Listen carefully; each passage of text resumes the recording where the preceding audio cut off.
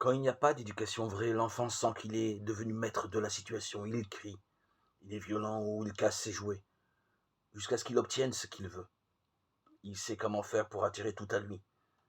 Si l'enfant ne découvre pas qu'il existe des limites, il lui sera très facile plus tard de regarder les autres comme des personnes, des sujets ayant des besoins.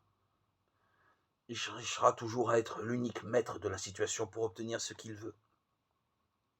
Ce genre de situation est particulièrement difficile et dangereux quand l'enfant vit seul avec sa mère, qui est en manque d'affection à cause de l'absence ou de l'attitude du mari.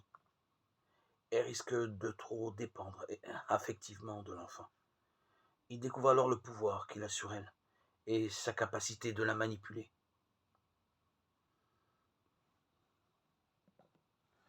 De nombreux parents ont parfois de grandes difficultés à être fermes, à ne pas succomber au chantage pour donner de l'argent à leurs adolescents. Ils ne vivent plus, ils sont toujours tournés vers ce qu'ils appellent le malheur de leur fils ou leur fille. Ils veulent à tout prix empêcher que l'enfant tombe dans l'abîme.